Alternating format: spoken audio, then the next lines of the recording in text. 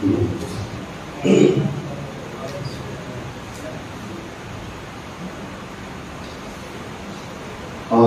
بالله من الشيطان الرجيم لا حول ولا قوة إلا بالله العلي العظيم بسم الله الرحمن الرحيم الحمد لله رب العالمين والصلاة والسلام والتحية والإكرام على النبي المبشر والرسول المفضل والمحمود الأمجد النبي الأمي المكي المدني القرشي الهاشمي الأقطعي مولانا ومولا الثقلين جد الحسن والحسين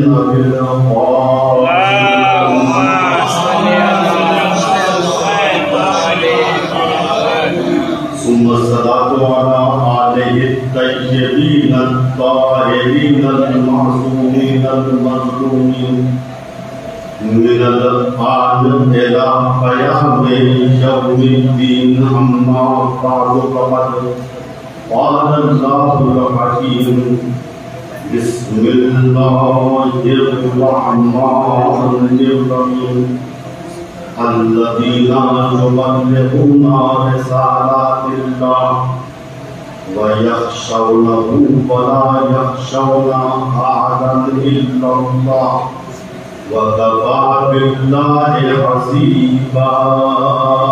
اللهم صل على محمد وعلى محمد. قرآن کریم سورہ احزاب کی 39ویں آیت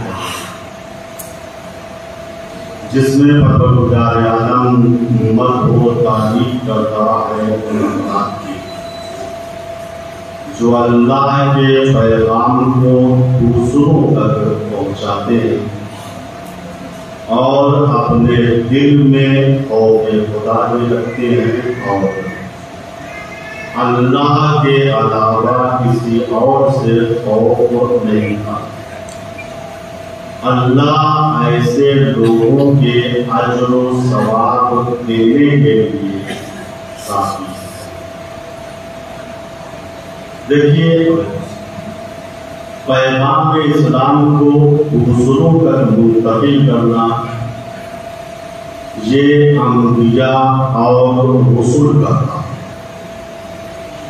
یہ اولیاء اور اوصیاء کا کام، یہ اہل ایمان اور اہل تقوی کا کام.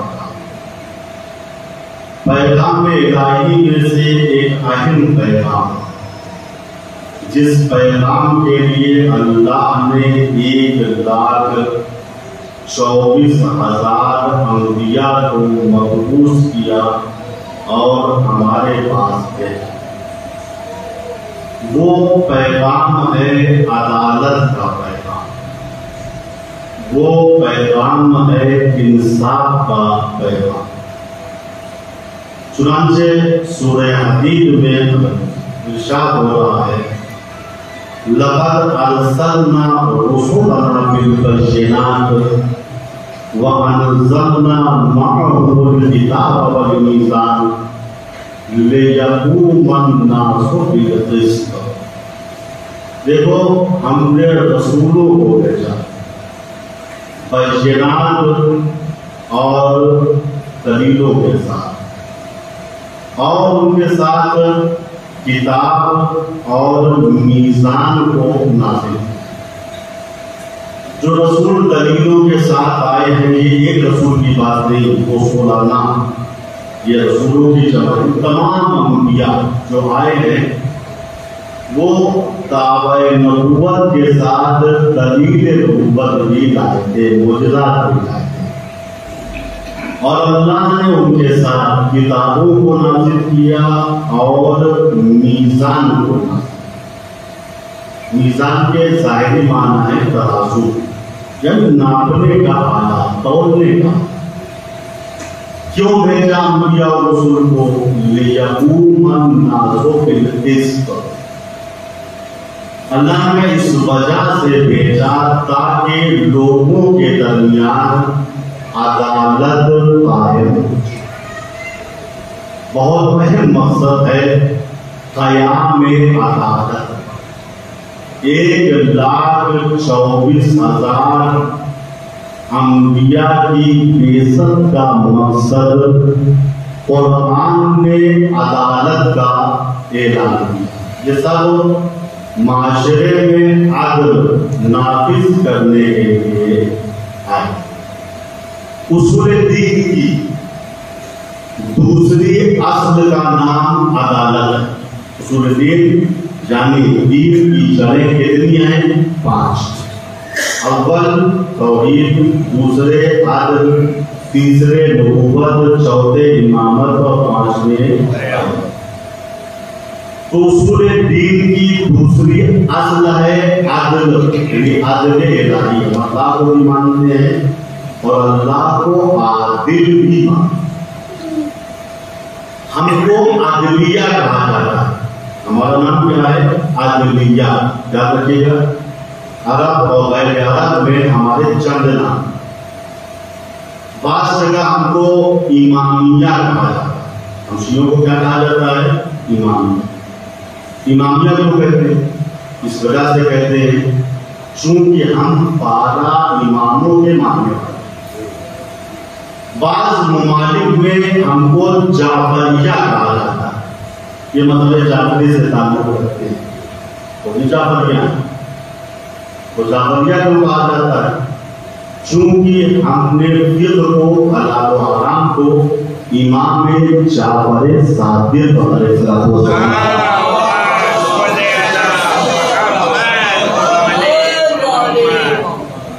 اور ہم کو عام طریقے سے شیعہ کہا جاتا ہے۔ شیعہ یعنی پیروکار، اللہ اور رسول کی اطاعت کرنے والا۔ شیعہ کو کہتے ہیں چونکہ یہ اصطلاح زمانے پیغمبر میں اتنی مشہور ہو گئی تھی کہ بعض رسول کے صحابی جیسے سلمان تھے، ابو ذر تھے، مقداد تھے، عمار تھے، ان کو زمانہ پیغمبر ہی میں شیعہ نے علی کہا جاتا ہے۔ یہ علی کے شیعہ ہیں، یہ علی کی پیروی کرنے والے۔ تبھی رسول نے فرمایا تھا یا علی انت و شیعتک فی الجنہ، اے علی تم اور تمہارے شیعہ ہی جنتی، وَفَزِلْ تم اور تمہارے شیعی۔ اب جتنے بھی اعمال کر دو، اگر رسول کی اس حدیث کو نہیں مانا تو تمہارے اعمال کا کوئی فائدہ نہیں۔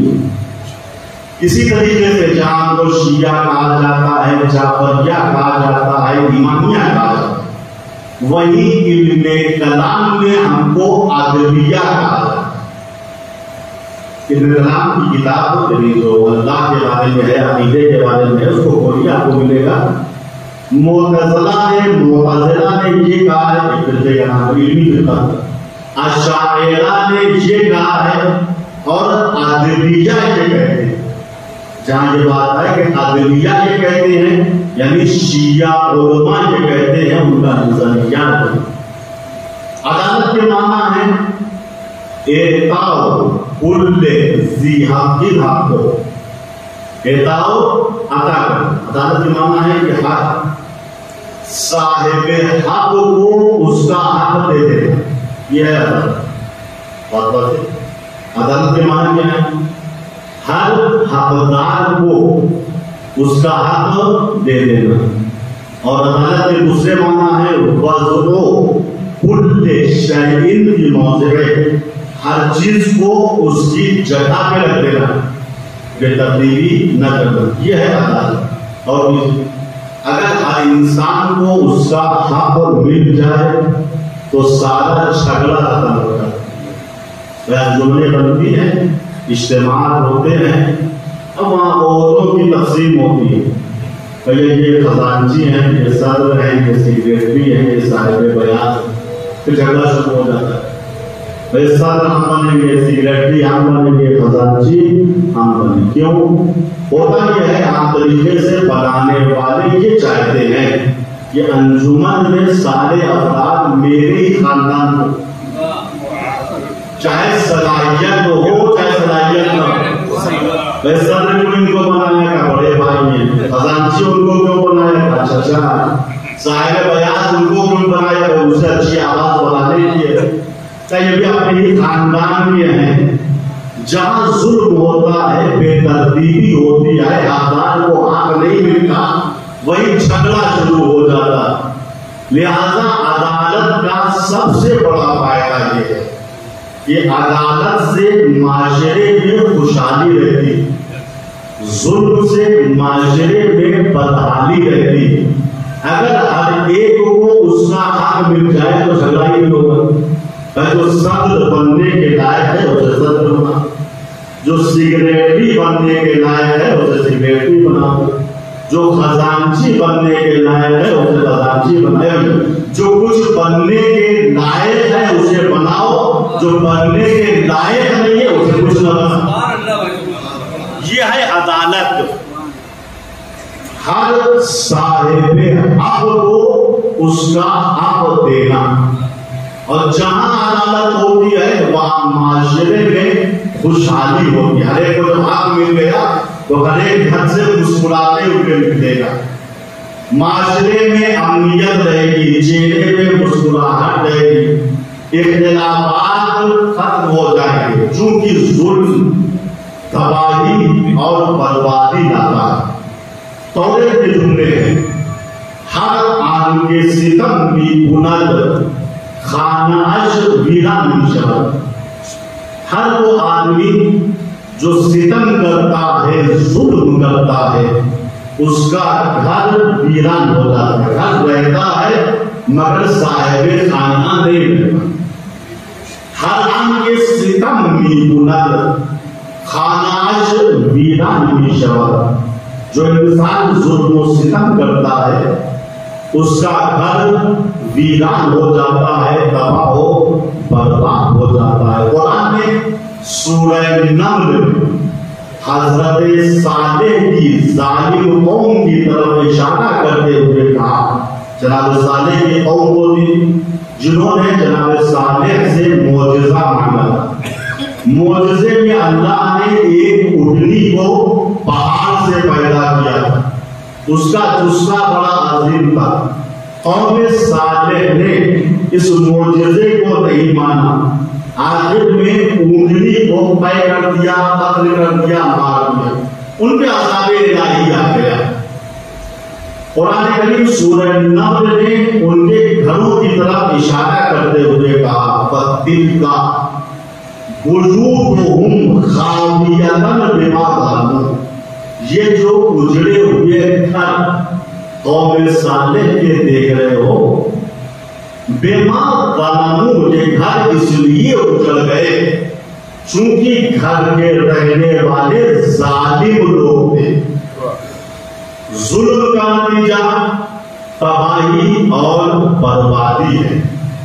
بنی امیہ نے ظلم کرنے کا ریکارڈ بنایا، تاریخ کی کوئی ایسی جنایت نہیں تھی جس کو بنی امیہ نے انجام نہ دیا ہو، لیکن جب بنی امیہ کے بعد بنی عباس کی حکومت آئی تو بنی عباس نے بنی امیہ کو چن چن کر قتل کیا، اور یہی نہیں بلکہ بنی امیہ کے بادشاہوں کی قبروں کو کھودا، ان کی ہڈیوں کو نکال کر اس کے اندر آگ لگا۔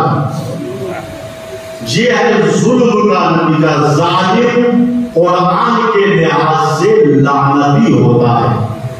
جناب ابراہیم ابن مالک اشتر نقدی، ابراہیم یہ بیٹے ہیں جناب مالک اشتر، جو شجاعت مالک اشتر میں تھی وہی ابراہیم میں تھی۔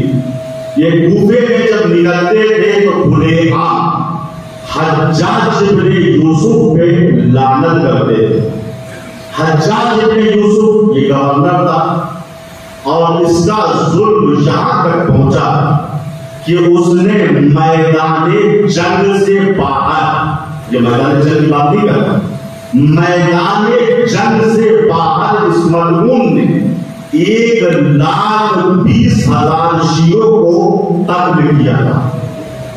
تاریخ کا سب سے بڑا ظالم و جابر حاکم ہے حجاج ابن یوسف. جناب ابراہیم ابن مالک اشتر نقی کھلے عام جب کوفے کی بازاروں میں آتے تھے، گلیوں میں داخل ہوتے تھے تو کہتے تھے حجاج پہ لعنت ہو. کسی نے کہا ابراہیم حجاج مسلمان پہ لعنت کرنا صحیح نہیں ہے. ٹھیک ہے وہ ظالم تھا، اس نے ظلم کیا، لیکن حجاج کا مسئلہ میں اتنا تم مانو گے کہ ظاہری طور پر مسلمان تھا، لہذا اس پہ لعنت مت کرو. جناب ابراہیم نے سورہ ہود کی اس آیت کریمہ کو پڑھا اور کہا اے مسلمان کیا تو نے قرآن کی اس آیت کریمہ کو نہیں پڑھا؟ الا لعنت اللہ علی الظالمین. آگاہ ہو جاؤ کہ ظالمین پر اللہ کی لعنت ہو. عزیزو جس پر اللہ کی لعنت ہو اس پر آپ لعنت کرنے میں پسو پیش کرتے ہیں. صلوات علیہ محمد.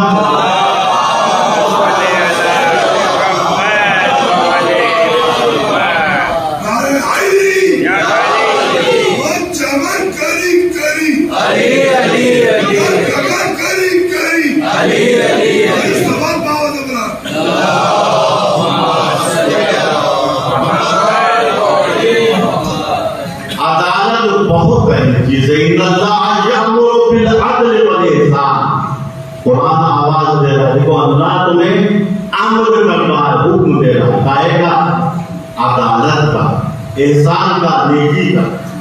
چھوٹی چھوٹی بات روایتیں سن لیجیے، شاید ہمارے لیے نمونہ عمل یہ روایتیں بن جائیں. چونکہ ہم سمجھتے ہیں کہ عدالت حکومت کی ذمہ داری، ایسا نہیں. عدالت ہر انسان کا فریضہ اور عدالت صرف گھر کے باہر نہیں ہوتی، عدالت گھر کے اندر بھی ہوتی ہے. روایت کہتی ہے کہ زمانے پیغمبر میں ایک زوجہ نبی کے گھر ایک مومنہ خاتون 2 بچوں کے ساتھ ہے.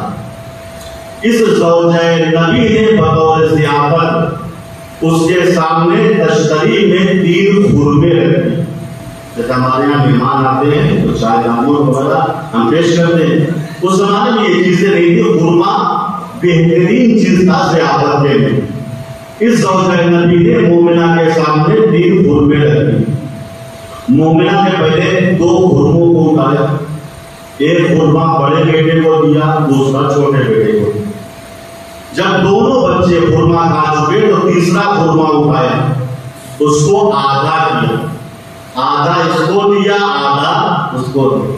یہ زوجہ نبی بغور اس خاتون کی عدالت کو دیکھ رہی تھی، خاموش رہی. یہ خاتون چلی گئی شام کو. جب اللہ کے پیغمبر گھر آئے تو یہ دوڑتی ہوئی دروازے پہ پہنچی، یا رسول اللہ میں نے ایک خاتون عادلہ کو دیکھا، ایسی خاتون جیسی میں نے پوری عمر میں ایسی باعدالت خاتون نہیں دیکھی. کیا ہوا؟ بات یہ ہے کہ 3 خرموں کو میں نے اس کے سامنے پیش کیا تھا. پہلے اس نے 2 خرموں کو بچوں کے درمیان تقسیم کیا، پھر جب ایک خرما بچا تو اسے نصف کیا، آدھا اس بچے کو دیا، آدھا اس بچے کو دیا. رسول نے کہا میری زوجہ پریشان مت ہو، یہ مومنہ وہ ہے جو اپنی عدالت کی وجہ سے جنت میں داخل ہو. بچوں کے ساتھ عدالت، ماں کا فریضہ بھی ہے، باپ کا فریضہ بھی. ہم کرتے کیا ہے؟ جس بچے کو زیادہ چاہتے ہیں اسے ہر چیز دے دیتے ہیں. اس کا ہاتھ اٹھا کے بھی دے دیا، اس کا ہاتھ اٹھا کے بھی نہیں بولنا۔ یہی بچپنے کے پھوڑے ہوتے ہیں جو جوانی میں نازور بن جاتے ہیں۔ بچہ سینہ تان کے کہتا ہے ہمیں محبت آپ سے ملی ہی کب ہے، آپ ہم کو چاہتے ہی کب تھے، عدالت سے کام۔ ایک صحابی ہے بدر پیغمبر میں 2 بچوں کے ساتھ بیٹھا ہوا، جیسے مجلس میں آتے بچوں کو لے، ایسے ہی پاس صحابی اپنے بچوں کے ساتھ مسجد میں آتے، رسول خطبہ دے رہے ہیں، اچانک اس صحابی کو اپنے ایک بچے کے پیار آیا، اس نے بچے کے منہ کو چوما، پیشانی کو چوما، ایک بچے کا منہ چوما، دوسرا بچہ منہ دیکھتا رہ گیا، اس صحابی نے دوسرے بچے کی طرف توجہ نہیں، رسول کی نگاہ معاخذہ نے اس خفیف عمل کی گرفت کر لی، کہا میرے صحابی یہ تم نے کیا کیا؟ ایک بچے کے منہ کا بوسہ لیا، پیشانی کا بوسہ لیا، دوسرا منہ دیکھتا رہ گیا۔ یاد رکھنا ہمیشہ عدالت سے کام لینا، اگر منہ بھی چومو تو دونوں بچوں کے چومو۔ نعمان ابن بشیر رسول کے صحابی ہیں، کہتے تھے بچپنا تھا، میرے بابا بشیر سفر پہ گئے تھے، جب مسافرت سے لوٹے تو ہمارے بہت سے بھائی بہن تھے، تو انہوں نے مجھے چپکے سے ایک چیز دے دی، چونکہ مجھ کو بہت چاہتے تھے، چپکے سے ایک چیز دے دی۔ بقیہ بھائی اور بہنوں کے لیے وہ کچھ نہیں لائے۔ میری ماں عمرہ ابن رواحہ نے اس بات کو دیکھ لیا، انہوں نے کہا اے صحابی پیغمبر بشیر یہ تم نے کیا؟ اگر تم ہدیہ لاتے تو تمام بچوں کے لیے لاتے، نہ لاتے تو کسی کے لیے نہیں لاتے۔ یہ کیا تم نے نعمان کو ہدیہ دیا اور بقیہ بچوں کو کچھ بھی نہیں دیا؟ اچھا یہ صحابی دیوشی نکل گئے، تم عورت ذات، تم دین کیا جانو، تم مذہب کیا جانو، میں رسول کا صحابی ہوں، رسول کی پشت پہ جا کر نماز پڑھتا ہوں، نماز جماعت میں شرکت کرتا ہوں، رسول کے پہلو سے پہلو ملا کر بیٹھتا ہوں، تم عورت ہو کے میرا مقابلہ کرو؟ میں ہمیشہ رسول کا موعظہ سنا کرتا ہوں۔ اتنا سننا تھا کہ صابون مومنہ نے کہا اے بشیر سنو، لیکچر بند کرو، بیٹا کو حکومت کرو، ہم دونوں چلتے ہیں رسول کے پاس، اگر رسول تمہارے پیٹ کی تائید کرتے تو میں راضی ہوتا ہوں، اگر تائید نہ کرے تو میں راضی نہ ہوں۔ عمرہ ابن رواحہ اپنے شوہر بشیر کو لے کے بدر پیغمبر میں آئے، یا رسول اللہ یہ آپ کے صحابی ہیں؟ جی ہے صحابی، کیا بات؟ کئی سفر پہ گئے تھے اور سفر سے جب لوٹ کے آئے تو اس بچے کو زیادہ چاہتے ہیں، صدا کرو امت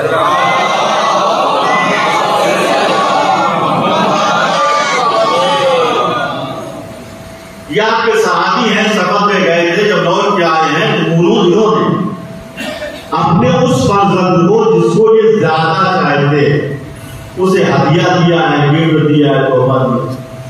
بقیہ بچوں کو کچھ بھی نہیں کیا، کہتے ہیں میں صحابی پیغمبر ہوں، میں نے جو کچھ کیا ہے ٹھیک کیا۔ یا رسول اللہ کیا آپ اس صحابی کے پیر کی تائید کرتے ہیں؟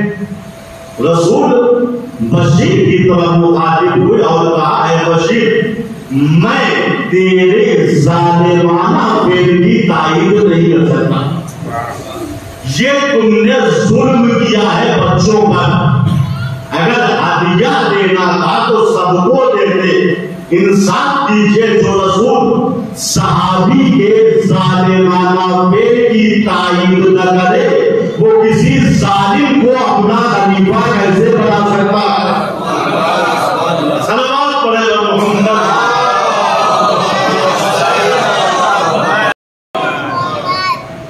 ان اللہ یامر بالعدل والاحسان، اللہ امر کر رہا ہے عدالت کا اور نیکی کا۔ روایت کہتی ہے کہ عدل ساعت خیر من قیام 60 سنہ، بہت اہم حدیث ہے. ہم سمجھتے ہیں کہ ثواب صرف نمازوں میں ہے، روزوں میں ہے، حج میں ہے، زکات و خمس میں ہے، وغیرہ وغیرہ. نہیں، حدیث یہ کہہ رہی ہے کہ عدل ساعتن خیر من قیام 60 سنہ. 1 گھنٹہ عدالت سے کام لینا. کتنی دیر؟ 1 گھنٹہ عدالت سے کام لینا 60 سال کی عبادت سے افضل ہے. 1 گھنٹہ عدالت سے کام لینا 60 سال کی عبادت سے افضل ہے. سوچو، جس علی کے وجود سے عدالت کا سورج طلوع ہوتا ہو، اس کی ایک ضربت اگر عبادت سبلائن پہ بھاری ہو جائے تو تعجب نہ کیجیے گا.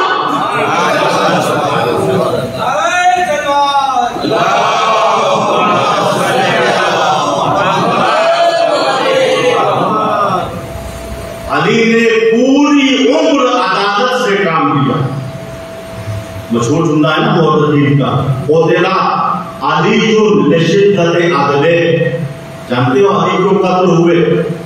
علی شدت عدالت کی وجہ سے قتل ہوئے. ہمارے یہاں مرد ہوتا ہے، لوگ مارے جاتے ہیں، ہوگا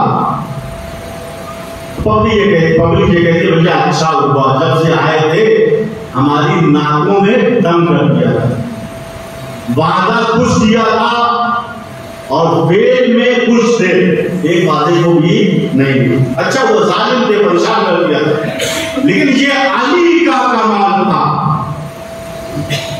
کہ غیروں کو بھی بکنا پڑا. قتل علی لشدت عدلہ. جانتے ہو علی کیوں قتل کر دیے؟ چونکہ علی عدالت کے معاملے میں بہت سخت. علی وہ تھے جنہوں نے پوری عمر عدالت سے کام کیا. وہ عدالت اپنی حکومت میں نافذ کی جس کے لیے اشرف الانبیاء دنیا میں تشریف لائے. وہ جس کے لیے اشرف الانبیاء مبعوث برسالت ہوئے. تاریخ کہتی ہے کہ مرتبہ مولا کائنات کوفے کی ایک گلی سے گزر رہے ہیں. دیکھا گلی میں بہت سے بچے ہیں جو کھیل رہے ہیں، مگر ایک بچہ ہے جو اداس کھڑا ہوا، مشکل میں گرفتار ہے، پریشان. مشکل کشا سے بچے کی مشکل نہیں دیکھی گئی. عزیزو یاد رکھنا، علی سے تو بڑوں کے مشکل کشا نہیں ہے، بچوں کے بھی مشکل کشا ہے. صلوات پڑھے اور محمد.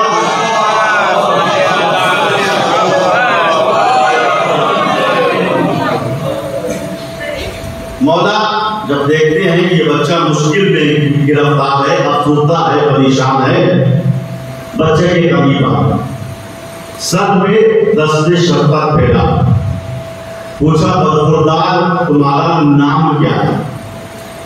بچے نے کہا میرا نام ہے ماتت دین. دین مر گیا، شریعت کا خاتمہ ہو گیا. جب مولا نے یہ عجیب و غریب نام سنا تو تعجب میں پڑ گئے. بیٹا پھر بتاؤ کیا نام ہے؟ کہا حضور میرا نام ہے ماتت دین. دین مر گیا. کہا یہ نام کس نے رکھا؟ کہا میری امی جان نے ابا کی وصیت کے مطابق یہ نام رکھا ہے. کہا تمہارا گھر کہاں ہے؟ کہا سامنے والی گلی میں میرا گھر ہے. مولا کو تشویش ہوئی، دیکھا جائے کہ آگے اس کا نام ماتت دین کیوں؟ آپ بچے کے گھر پہ آئے، قتل بات کیا، قاتل نہیں کی. کون؟ کہا میں علی ہوں. کہا ہے یہ آپ میرے گھر پہ تشریف لائے. کہا یہ بتاؤ کہ تم نے اپنے بیٹے کا نام ماتت دین کو رکھا. اس نے کہا یا علی اس میں بہت بڑی مصلحت ہے، ان کے ابا جان کی وصیت تھی. کا واقعہ پورا بتاؤ کیا ہے معاملہ. کہا یعنی معاملہ یہ ہے کہ یہ بچہ ابھی دنیا میں آنے والا تھا کہ اس بچے کے والد ماجد اپنے 4 ساتھیوں کے ساتھ کوفے سے شام کی جانب تجارت کے لیے گئے، اور 1-2 مہینے کے بعد جب وہ چاروں ساتھی واپس آئے تو انہوں نے آگے تقبل بات کیا اور خبر یہ تھی کہ اے مولانا سنو، تمہارے شوہر کا راستے میں بیماری کی وجہ سے انتقال ہو گیا، ہم تصویر پیش کرتے ہیں۔ اور انہوں نے مرتے وقت ایک وصیت کی تھی کہ میرا بچہ ابھی دنیا میں آنے والا ہے، لہذا میری زوجہ سے کہہ دینا جب بچہ پیدا ہو تو اس کا نام رکھ دینا ماتت دین، دین مر گیا ہے۔ تو اتنا سننا تک مولا اس نام سے ایک حقیقت تک پہنچ گئے۔ مسجد میں آئے، اصحاب کو جمع کیا، ایک صحابی سے کہا جاؤ جاؤ جاؤ، چاروں لوگوں کو پکڑ کے لاؤ۔ چاروں لوگوں کو گرفتار کر کے لایا گیا، وہ بھی پریشان ہے کہ کون سا جرم ہم نے کیا ہے۔ مولا نے چاروں کو باہر کے شہر میں بھی لایا، خود حجرے میں تشریف لے گئے، اپنے اصحاب سے کہا میں ایک ایک کو بلاؤں گا اور جب میں اللہ اکبر کہوں تو تم بھی تکبیر کی صدا کو بلند کرنا۔ یہ کہتے علی حجرے میں گئے، ان چاروں میں سے پہلے کو بلایا، خدا حاضر ہو۔ یہ شخص آیا، دو زانو ہو کے علی کے سامنے بیٹھ گیا، ابھی نہیں جانتا کہ سوال کیا ہونے والا۔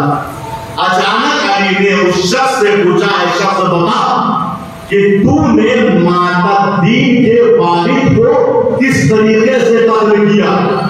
اب جو اچانک علی نے سوال کر لیا، یہ تھرتھرانے لگا اور تھرتھرا کے کہتا یا علی میں نے تھوڑی قتل کیا ہے، میں تو صرف رسی لے کر آیا تھا، میں صرف رسی لے کے آیا تھا۔ علی نے کہا اللہ اکبر، اصحاب علی نے کہا اللہ اکبر۔ مولا نے یہی بیٹھ جا، باہر مت نکلنا۔ پھر علی نے دوسرے کو آواز دی، دوسرا آیا، مولا نے کہا بتاؤ ماتت دین کے ابا کو کس طریقے سے قتل کیا؟ اس نے کہا یا علی میں نے قتل تھوڑی کیا ہے، میں نے تو صرف ان کی گردن میں رسی کا پھندا ڈالا تھا، میں تو کھینچا بھی نہیں۔ تو یہی بیٹھ جا۔ علی نے کہا اللہ اکبر، اصحاب علی نے کہا اللہ اکبر۔ علی نے تیسرے کو بلایا، اس نے دیکھا دو آدمی سر جھکائے پہلے سے بیٹھے ہوئے ہیں۔ علی نے تیسرے سے سوال کیا بتاؤ ماتت دین کے والد کو کیسے قتل کیا؟ اس نے کہا یا علی میں نے قتل تھوڑی کیا ہے، میں نے تو صرف چاقو کا انتظام کیا تھا۔ خبر کہی علی نے کہا اللہ اکبر، اصحاب علی نے کہا اللہ اکبر۔ اب علی نے چوتھے کو بلایا، وہ دو زانو ہو کے بیٹھ گئے، دیکھ رہا ہے کہ تین آدمی پہلے سے سر جھکائے بیٹھے ہوئے۔ علی نے کہا بتا تو نے ماتت دین کے والد کو کیسے قتل کیا؟ اس نے سر جھکا کے کہا یا علی اب تو راز کھل ہی گیا، سن لیجیے ہم میں سے کسی نے تنہا اس کے والد کا قتل نہیں کیا، ہم چاروں نے مل کر مارا ہے۔ اس کی وجہ یہ تھی ہم جب تجارت کر کے واپس آ رہے تھے تو ہم لوگوں کو کوئی خاص فائدہ نہیں ہوا تھا، لیکن ماتت دین کے والد کو بڑا پرافٹ ہوا تھا۔ راستے میں ہماری نیتیں اس کے مال پہ حرام ہو گئی، ہم چاروں نے مل کے اس کو باندھ دیا اور جب قتل کرنے لگے تو اس نے ہاتھ جوڑ کے کہا کہ سنو میرے گھر میں کچھ دنوں میں ایک بچہ پیدا ہونے والا ہے، میری ایک وصیت کو میرے گھر والوں تک پہنچا دو کہ جب بچہ پیدا ہو تو اس کا نام رکھ دینا ماتت دین۔ دین مر گیا یاری، ہم کیا جانے اس ماتت دین میں کیا مصلحت تھی، یاری ہم کو وصیت پہنچا کے پھنس گئے۔ توجہ فرمائیے عزیزو، علی نے ان چاروں کو سزا دی اور سخت ترین سزا دی، اموال مصروفہ کو واپس دیا، ماتت دین کی والدہ کو بلایا، اس کے حوالے اموال کو دیا اور اس خاتون کو مخاطب کر کے کہا یاد رکھنا آج سے میں اس بچے کا نام بدل رہا ہوں، ابھی تک اس کا نام تھا ماتت دین، دین مر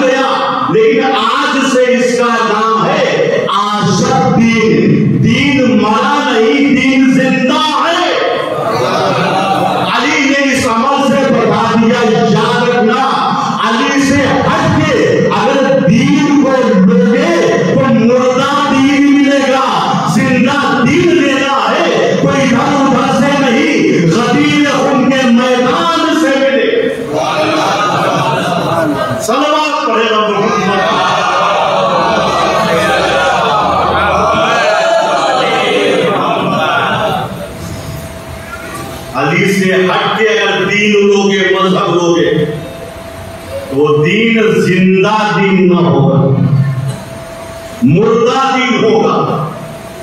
زندہ دین لینا ہے تو ادھر ادھر سے نہیں بلکہ علی حیدر سے ملے، اس غدیر سے ملے گا جہاں نبی علی کو دونوں ہاتھوں پہ اٹھا کے فرما رہے ہیں من کنت مولا فہذا علی مولا، میں جس کا مولا اس کے مولا علی۔ خدا کی قسم اگر میں جس کو سمجھا دے گیا میری محنت وصول ہو جائے گی۔ رسول کیا کہہ رہے ہیں؟ میں جس کا مولا، اس بات کرے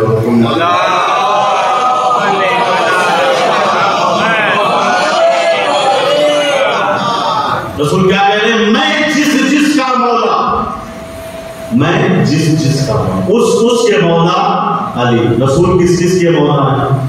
رسول جمادات کے مولا، رسول نباتات کے مولا، رسول حیوانات کے مولا، رسول چرندوں پرندوں حوروں غلمانوں جنتوں کوثر کے مولا۔ لیکن انسانوں میں اللہ کے نبی صرف مومنوں کے مولا ہے۔ یہ میں نہیں کہہ رہا ہوں، قرآن کہہ رہا ہے النبی جو اولا بالمؤمنین من انفسہم، میرا نبی مومنین کے نفسوں پہ اولا بالتصرف، یعنی چونکہ اللہ کے نبی کائنات کے مولا، لیکن چونکہ انسان ذوی العقول ہے، اشرف المخلوقات ہے، لہذا اس کو اختیار دیا گیا چاہے جس کو مولا مانو، مولا ماننے میں جبر نہیں ہے۔ تو رسول جمادات کے مولا، نباتات کے مولا، کائنات کے مولا، مگر انسانوں میں اللہ کے نبی صرف مومنوں کے مولا۔ اب آئیے ہم دیکھتے ہیں کہ نبی کس کے مولا نہیں۔ رسول کافروں کے مولا نہیں، رسول مشرکوں کے مولا نہیں، رسول منافقوں کے مولا نہیں۔ اب غدیر میں رسول نے اعلان کیا من کنت مولا ہو فہذا علی مولا، میں جس کا مولا اس کا مولا علی۔ آج سے بعض مسلمان یہ کہتے ہیں اے بھیا ہم علی کو مولا نہیں مانتے، ارے نہ مانو، تمہارا بنایا کرتا مومنوں کا مولا بنایا تھا، منافقوں کا مولا نہیں بنایا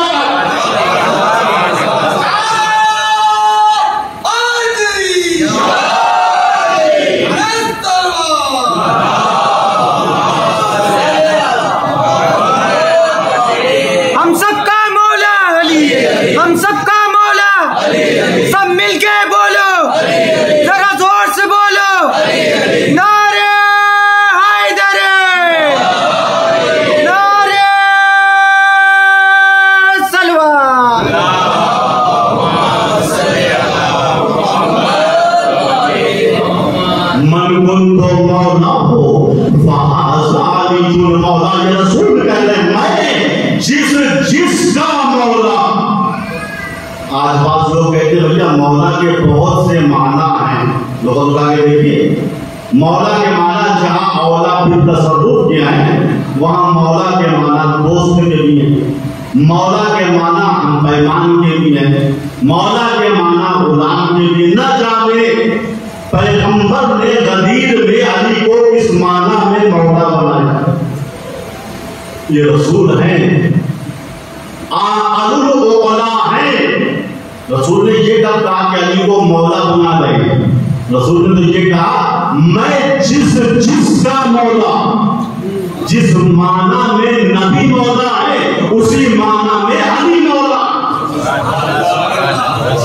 اسی کو ایک سنی شاعر جو ایرانی ہے انڈین لیکن زبان فارسی میں کافی تسلط ہے ان کو، انہوں نے ایک شعر میں بات کہی ابس در معنی من کنت مولا میر علی حسن۔ ابس یعنی من کنت مولا میں جو مولا ہے اس کے معنی میں بے جا اختلاف کر رہے ہو، ادھر ادھر بھٹک رہے ہو۔ ابس در معنی من کنتو مولا میرا بھی حنسل علی مولا پر این معنی کے پیغمبر خود مولا. شاید کہتا ہے کہ مولا کے معنی میں اختلاف مت کرو حق کو نہیں.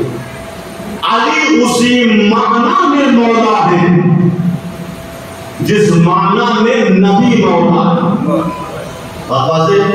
پاس نے کہا بھیا ایک آج رسول یہ کہہ کے چلے جاتے غدیر میں کہ میں علی کو خلیفہ بنا کے جا رہا ہوں تو آج جھگڑا ہی نہ ہوتا. مولا کے چونکہ بہت سے معنی ہیں ہم لوگ معنوں میں الجھ گئے. اگر خلیفہ کہہ دیتے تو جھگڑا نہ ہوتا. بات واضح ہو جاتی نہیں عزیزو. نبی نے مولا کہا ہے خلیفہ نے کہا. رسول نے مولا کہہ کے بات کو سلجھایا ہے الجھایا نہیں ہے.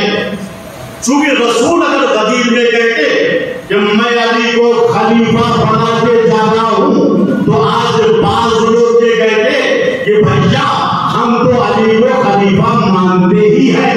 رسول نے یہ کب کہا پہلا خلیفہ؟ رسول نے یہ کب کہا پہلا خلیفہ؟ ہم تو چوتھا مانتے ہی ہیں. رسول نے کہا نہیں میں غدیر میں خلیفہ بنا کے نہیں علی کو مولا بنا کے جا رہا ہوں. رسول جانتے تھے خلیفہ تو میرے بعد بہت ہو جائیں گے مگر مولا بننا کسی کے بس کی بات نہیں ہے. صلوات پڑھے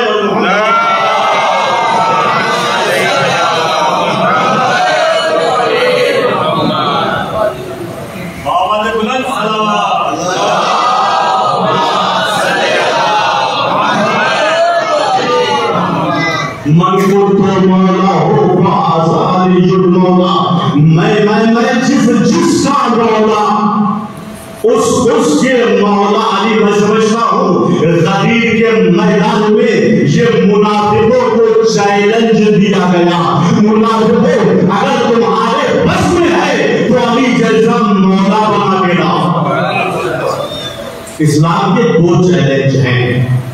ایک چیلنج اسلام نے دنیا کفر کو مکے میں دیا.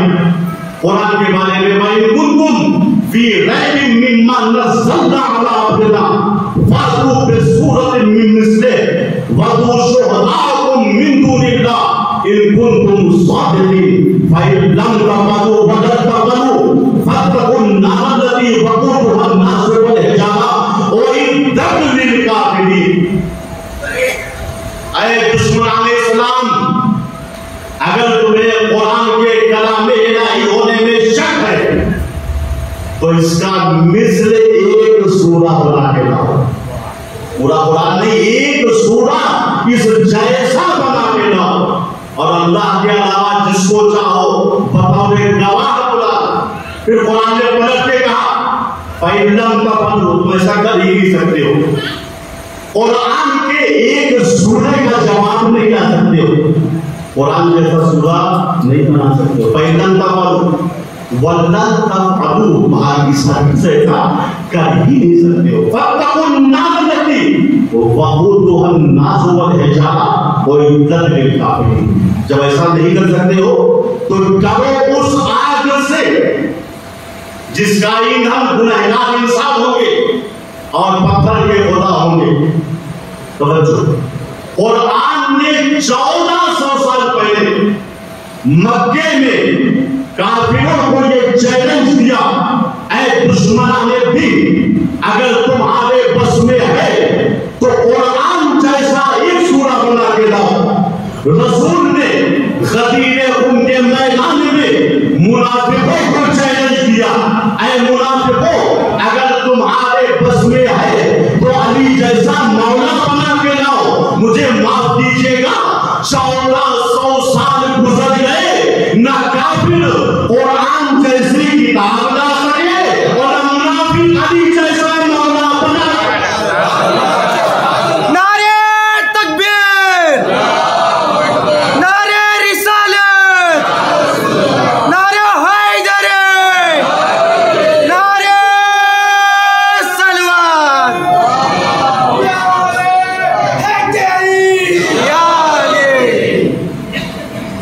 ان اللہ یامر بالعدل والاحسان. دیکھو اللہ حکم دے رہا ہے عدل کا، احسان کا. جو شخص علی کے ساتھ عدالت نہ کرے، ان کو ان کا حق نہ دے، اس سے بڑا ظالم کون ہو سکتا ہے؟ جس علی نے عدالت کی راہ میں قربانی پیش کی ہے، قتل علی لشدت عدلہ. آج جو یہ کائنات میں حکمرانی پھیلی ہوئی ہے، یہ حکمرانوں کے ظلم کی بدولت ہے. چند سال پہلے روزنامہ مشرق نیوز، یہ ایران کا ایک اخبار ہے، فارسی زبان، اس نے اس سال سازمان ملل میں جو اقتصادی رپورٹ پیش کی گئی تھی اس کا خلاصہ اپنے اخبار میں لکھا، روزنامہ مشرق نیوز. تو اس اخبار میں یہ بات آئی کہ اس سال سازمان ملل میں دنیا کے حالات اور اس کے اقتصاد کو اس طریقے سے دیکھا گیا. اس میں رپورٹ اول یہ تھی، اسلحے ہمارے پاس بہت ہے، اتنے اسلحے ہیں کہ اس جیسی دنیا ہم 3 سے 4 مرتبہ تباہ و برباد کر سکتے ہیں. لیکن حکمرانی ایسی ہے کہ ہر 8 آدمی میں 1 آدمی بھوکا سونا. ہر 8 آدمی میں سے ایک، یہ کورونا سے پہلے کی رپورٹ ہے، سن لیجیے، بعد میں جو حال ہوا ہو. یہ روزنامہ لکھتا ہے سازمان ملل میں رپورٹ جو پیش ہوئی، اس میں پہلا جملہ یہ تھا کہ ہر 8 آدمی میں سے 1 آدمی بھوکا سوتا ہے. دنیا میں 60 کروڑ لوگ خط فقر کے نیچے زندگی بسر کرتے ہیں. یعنی قریبی ریکھا کے نیچے جو افراد ہیں وہ 60 کروڑ لوگ ہیں جو مکان کے محتاج ہے، روٹی کے محتاج ہے، کپڑے کے. یہ صرف اپنے ہندوستان کی بات نہیں ہے، پوری کائنات کی بات ہے. بڑے بڑے ممالک اس کے اندر شامل ہیں. دنیا میں 8 کروڑ لوگ غریبی ریکھا کے نیچے زندگی بسر کرتے ہیں، روٹی، کپڑا اور مکان کے محتاج. یہ کیوں ہے؟ یہ ہے اس لیے چونکہ حکمران ظالم نے وہ پارٹی بازی کرتے ہیں. جو اپنا ہے اسے 50 گنا دیتے، جو غیر ہے مگر مستحق ہے اسے کچھ نہیں دیتے. علی نے کائنات کو عدالت کا درس دیا. بعض علماء فرماتے ہیں جب حضرت علی کی حکومت کے 4.5 سال گزر گئے تو آپ نے کوفہ اور عدالت کوفہ کے افراد کو جمع کیا، جس میں مسلمان بھی تھے، غیر مسلمان بھی، جو بھی دائرہ حکومت علی میں آتا تھا سب اسی میدان میں جمع.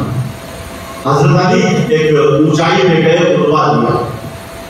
آپ نے حکومتی حالات سے لوگوں کو آگاہ کیا. پھر آپ نے فرمایا مجھے اس بات کا احساس ہے کہ تم نے میری حکومت میں بڑی زحمتیں اٹھائی، 3 بڑی بڑی جنگیں لڑی، جنگ جمل، جنگ صفین، جنگ نہروان، مصیبتیں اٹھائی، مگر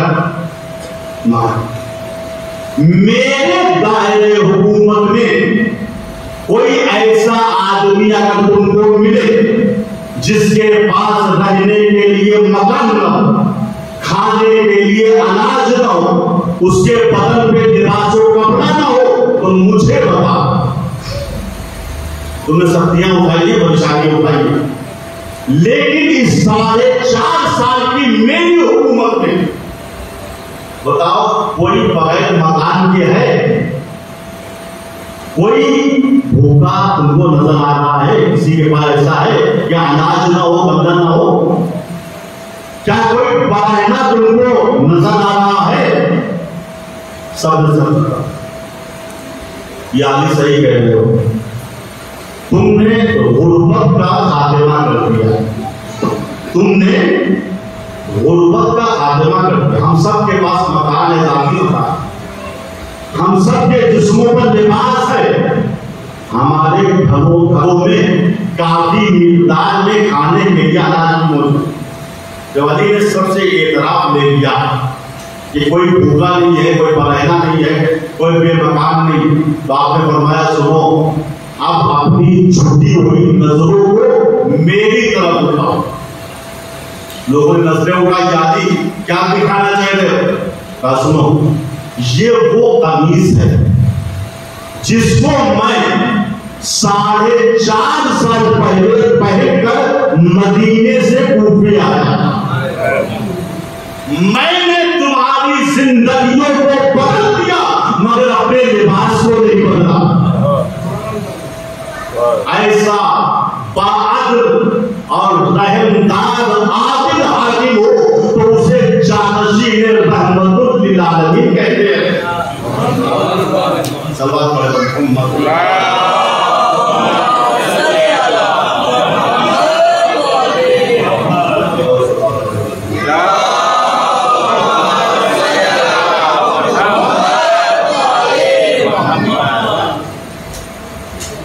عزیزو، یہ ہے عدالت کی حکومت۔ جہاں عدل ہوتا ہے حکومتوں میں، وہاں غربت کا خاتمہ ہوتا ہے۔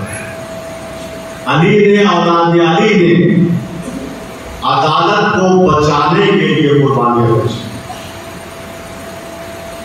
تمام انبیاء کا مقصد تھا لِيَقُومَ النَّاسُ بِالْقِسْطِ، تاکہ تمہارے درمیان عدالت نافذ ہو جائے، عدالت قائم ہو جائے۔ کربلا کے میدان میں زہرا کے لال نے انبیاء کے مقصد کو بچایا۔ اسی لیے ہم زیارت میں پڑھتے ہیں السلام علیکہ یا والد آدم صفوت اللہ، اے آدم کے وارث حسین تم پہ سلام، اے نوح کے وارث تم پہ سلام، اے ابراہیم و موسیٰ و عیسیٰ کے وارث تم پہ سلام، اے پیغمبر اسلام کے وارث تم پہ سلام۔ زہرا کے نام میں کربلا کے میدان میں قربانیاں دے کر دین کو بچایا ہے، یعنی عدالت کو بچایا ہے، انصاف کو بچایا ہے۔ جب سب شہید ہو گئے تو زہرا کا لال ترے خیمے پہ آیا، آواز کی زینب ام کلثوم، رباب رقیہ ام لیلا ام مروہ، تم سب پر حسین کا آخری سلام، اور اے میری ماں کی کنیز کی ساما، تجھ پر بھی حسین کا آخری سلام۔ آزادارو، جب ہم مسافرت پہ جاتے ہیں تو اپنے رشتہ داروں سے کہتے ہیں ہمارے گھر والوں کا خیال رکھنا، دوستوں سے کہتے ہیں ہمارے گھر والوں کا خیال رکھنا، جبکہ ہم کو معلوم ہوتا ہے کہ ہم تھوڑے عرصے کے بعد واپس آ جائیں گے۔ لیکن ہائے، کربلا کے میدان میں کون تھا کہ زہرا کا لال اپنے خانوادے کو اس کے حوالے کرتا؟ حسین نے آسمان کا رخ کیا اور کہا میرے پروردگار، میں نے سب کو تیرے حوالے کر دیا۔ یارب ہے یہ سادات کا گھر تیرے حوالے، رانے ہیں کئی خستر جگر تیرے حوالے، بے کس کا ہے بیمار بسر تیرے حوالے، ارے سب ہیں میرے دریا کے گوہر تیرے حوالے۔ عالم ہے کہ غربت میں گرا پائے بنا ہوں، میں تیری حمایت میں انہیں چھوڑ چلا۔ ثانیہ زہرا نے دیکھا بھیا حسین جا رہے ہیں، کہا بھیا کیا سید سجاد سے آخری ملاقات نہ کرو گے؟ بھائیو بہن سید سجاد کے خیمے میں آئے، ثانیہ زہرا آگے بڑھی، سید سجاد کا شانہ ہلایا، بیٹا سید سجاد تمہارا بابا آخری ملاقات کے لیے آیا۔ عزادارو، ہمارے اور آپ کے چوتھے امام فرماتے ہیں خدا کی قسم جب بھوری کے شانہ ہلانے پر میری آنکھ کھلی تو میں اپنے بابا کو پہچان نہ پایا۔ چونکہ میرے بابا کے جسم ناظرین پہ اتنے تیر لگے تھے جو میرے تصور سے باہر. سید سجاد اس وقت دشنا کے گرے تھے جب حبیب موجود تھے، زہیر موجود تھے، عباس موجود تھے، علی اکبر موجود تھے. سید سجاد نے جب ایسی زخمی حالت میں اپنے بابا کو دیکھا تو تڑپتے کہتے ہیں بابا آئینہ امیت عباس، میرا چچا عباس کہاں ہے؟ آئینہ علی اکبر، آئینہ عاصم، بابا حبیب کے مظاہر کہاں ہے؟ زہیر ابن قین کہاں ہے؟ حسین نے کہا بیٹا کس کو پوچھو گے، بس اتنا سن لو آل محمد کے مردوں میں میرے اور تمہارے علاوہ کوئی زندہ نہیں. بس اتنا سننا تھا. سید سجاد نے کہا بھوپی اماں ذرا میرا عصا اٹھائیے گا، میری تلوار اٹھائیے گا. کہا بیٹا عصا و تلوار کیا کرو گے؟ کہا بھوپی اماں بابا کی غربت آپ دیکھ رہی ہیں، میں عصا پہ تکیہ کروں گا، تلوار سے راہ خدا میں جہاد کروں گا. حسین ابن علی آگے بڑھے، سید سجاد کو گلے سے لگا لیا. باپ بیٹے گلے مل کے بہت روئے اور روتے روتے حسین نے کہا بیٹا سید سجاد بلغ شیعتی عنی السلام، بیٹا جب قید شام سے چھوٹ کے مدینے جانا تو میرے شیعوں کو میرا سلام کہہ دینا. اجرکم اللہ. پھر حسین کہتے ہیں بیٹا سید سجاد میرا جہاد اور ہے، تمہارا جہاد اور ہے. بیٹا میرا جہاد تلواروں سے ہوگا، خنجروں سے ہوگا، تیروں سے ہوگا، جو عصر عاشور تمام ہو جائے گا، مگر تمہارا جہاد 11ویں محرم سے شروع ہوگا. تمہارے ہاتھوں میں ہتھکڑی ہوگی، پیروں میں بیڑی ہوگی، گلے میں پودے خاندان ہوگا، ماں بہنیں تمہاری نظروں کے سامنے بے نقاب ہوگی. اجرکم اللہ. آزاداروں 11ویں محرم آ گئی، سید سجاد کا امتحان شروع ہو گیا. تاریخ کہتی ہے شمر ملون کچھ بے گجاوا اونٹ لے کے آیا، ان پر بچوں کو سوار کیا، بیٹیوں کو سوار کیا. چوتھے امام کے لیے ایک درست اندام اور خطرناک اونٹ لایا گیا. چوتھے امام کو ملعونوں نے اونٹ پہ بٹھایا، لیکن شدت ذوق و کمزوری کی وجہ سے چوتھے امام اونٹ پہ سنبھل نہ پائے، منہ کے بل زمین پہ گر گئے. پھر اشیاء آگے بڑھے، چوتھے امام کو زمین سے اٹھائے، اونٹ پہ بٹھایا، پھر مولا منہ کے بل زمین پہ گر گئے. شمر ملعون نے بسر ساتھ سے کہا اب کیا کرے؟ سید سجاد میں اتنی صلاحیت نہیں ہے کہ اونٹ پہ بیٹھ سکے، کیا ان کے لیے مہمیل کا انتظام کرے؟ بسر ساتھ نے کہا نہیں ایسا مت کر، بلکہ سید سجاد کو اونٹ کی بڑھائنا پیٹھ پہ بٹھلا کے ان کے دونوں پیروں کو رسی سے کس کے باندھ دے. اللہ اکبر. تبھی وہ شیخ عباس امی کہتے ہیں کہ پائے مثل نئے شدہ بھوگ مدینہ پہنچتے پہنچتے چوتھے امام کے دونوں پیر دو سوتی ہوئی لکڑیوں کے معلوم ہو گئے. عزاداروں آل محمد کی دو ذاتیں ایسی ہیں جو جوانی میں بوڑھی ہو گئی. ایک 18 برس کی عمر میں سیدہ عصا کا سامن لے کے چلتی تھی، اپنے پیغمبر کا رخ کر کے کہتی تھی صبت علیہ مصائب لو انہا صبت علیہ من سننا علیہ. اور ایک 23 برس کی عمر میں سید سجاد 23 سال کی عمر میں تاریخ کہتی ہے جب یہ ٹوٹا ہوا قافلہ مدینے آتا ہے، قافلہ حسینی نے بیرون مدینہ قیام کیا. محمد حنفیہ کو معلوم کہ قافلہ حسینی لٹ کر آیا ہے اور میر کاروان سید سجاد ہیں. آپ بیرون مدینہ آئے, قافلہ حسینی میں داخل ہوئے, سید سجاد کو ڈھونڈنا شروع کر دیا. محمد حنفیہ کی نگاہ ایک ضعیف العمر انسان پہ پڑی. کیا دیکھا؟ ایک شخص ہے جس کے سر کے بال سفید ہے, چہرے پہ جھرریاں ہیں, کمر خمیدہ ہے, عصا کا سہارا لیے ہوئے کھڑا ہوا ہے. محمد حنفیہ اس بوڑھے انسان کے قریب پہنچے, کہا اے شخص, تو نے اس قافلے میں میرے مولا سید سجاد کو نہیں دیکھا؟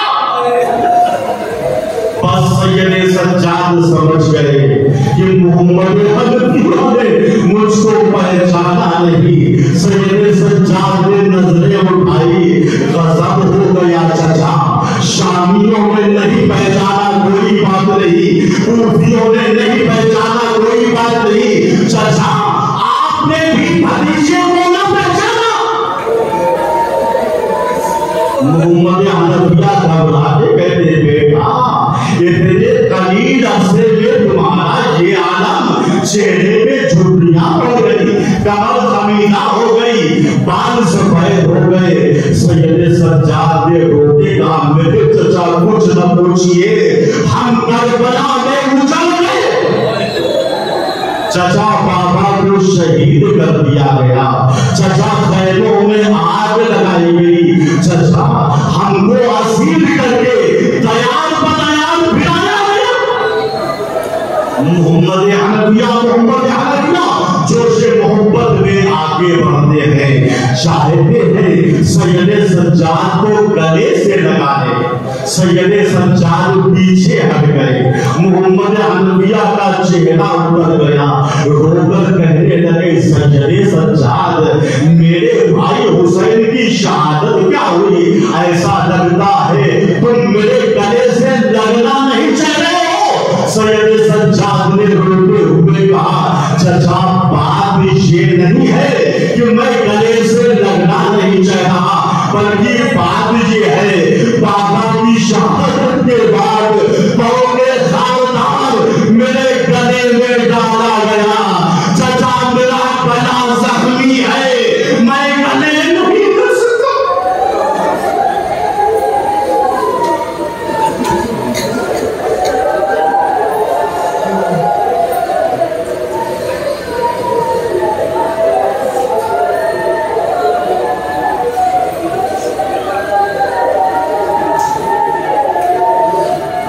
اللهم اغفر للمؤمنين والمسلمين والمسلمات الأحياء منهم والأموات الكافر فإنه غير الكافر إنك مجيب الدعوات إنك على كل شيء قدير. خدایا اس مختصر سی عبادت کو قبول. خدایا جو ہم میں پریشان حال ہے ان کی پریشانیوں کو دور کر. خدایا جو ہم میں مقروض ہیں ان کے قرضوں کو ادا کرنا. خدایا جو ہم میں اسیر ہیں بے حق اسیر آنے کا بلا, ان سب کی رہائی کا انتظام کرنا. خدایا ہم سب کو عدل پہ عمل کرنے کی توفیق دے. خدایا ہم سب کی عاقبت بخیر فرما. خدایا ہمارے مرحومین پہ نظر کرم فرما. خدایا دنیا ظلم و جور سے بھر چکی ہے, ہمارے امام زمانہ کے ذریعے ہماری مدد فرما, اور ہم سب کو ان کے اعوان و انصار میں قرار دے. آخر مجلس میں گزارش ہے کہ ایک